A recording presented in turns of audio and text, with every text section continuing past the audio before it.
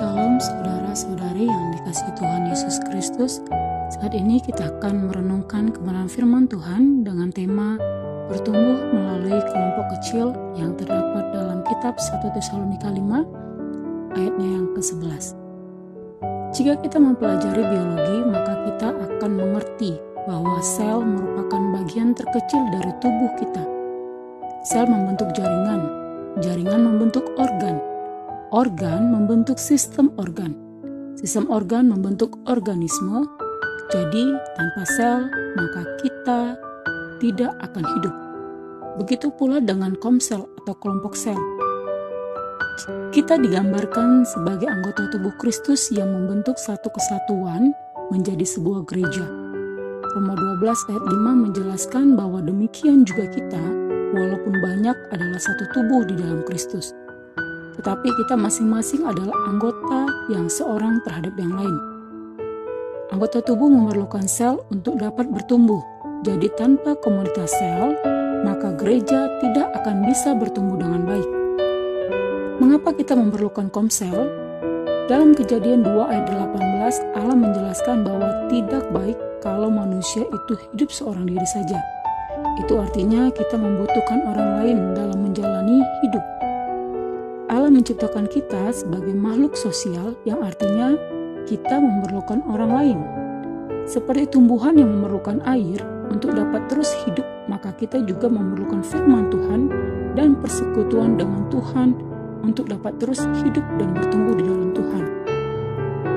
Firman Tuhan dalam 1 Tesalonika 5 ayat 11 mengatakan bahwa karena itu nasihatilah seorang akan yang lain dan saling membangunlah kamu seperti yang memang kamu lakukan. Melalui firman Tuhan ini, Allah ingin agar setiap jemaatnya saling menasihati dan saling membangun seorang akan yang lain. Agar setiap jemaat dapat saling membangun dan menasihati, diperlukan yang namanya komsel. Komsel sangat penting dalam kehidupan berjemaat. Karena di dalam komsel, apabila ada anggota jemaat yang sedang mengalami kesulitan, dapat dikuatkan melalui komsel. Jika ada sesama saudara seiman yang sedang berbuat salah, maka bisa saling menegur dan menasihati. Persekutuan di dalam komsel bertujuan agar dapat membawa jemaat untuk hidup di dalam kebenaran firman Tuhan. Menuntun jemaat untuk menjadi pribadi yang lebih baik lagi. Dengan adanya komsel juga dapat menolong gembala gereja yang kesulitan untuk mengenali jemaatnya satu persatu. Setiap jemaat akan terjangkau atau dapat dirangkul melalui perpanjangan tangan para pelayan yang ada di dalam gereja tersebut untuk dapat membimbing jemaat di dalam kelompok sel. Komsel merupakan wadah untuk jemaat belajar mempraktikkan hubungan kekeluargaan berupa kepedulian terhadap satu sama lain, kasih persaudaraan, rasa saling memiliki, dan rasa saling menjaga. Dalam komsel, setiap anggota jemaat dapat saling memberikan semangat, motivasi, kekuatan, penghiburan, dan solusi untuk permasalahan hidup. Komsel juga dapat membantu jemaat untuk bertumbuh menjadi jemaat yang lebih dewasa di dalam iman dan mengalami Kristus dalam hidupnya. Sebab di mana 2 atau 3 orang berkumpul dalam nama Tuhan, maka Tuhan ada di tengah-tengah mereka. Matius 18 ayat yang ke-20. Dalam komsel kita memuji dan menyembah Tuhan.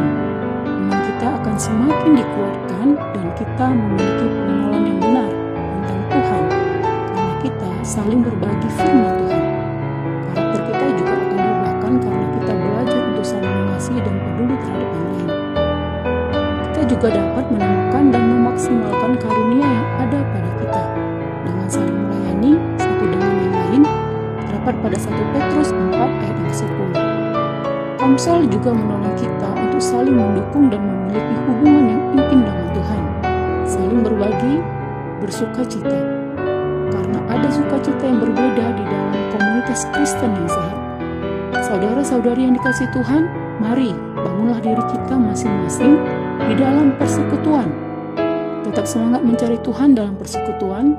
Tuhan Yesus memberkati. Shalom.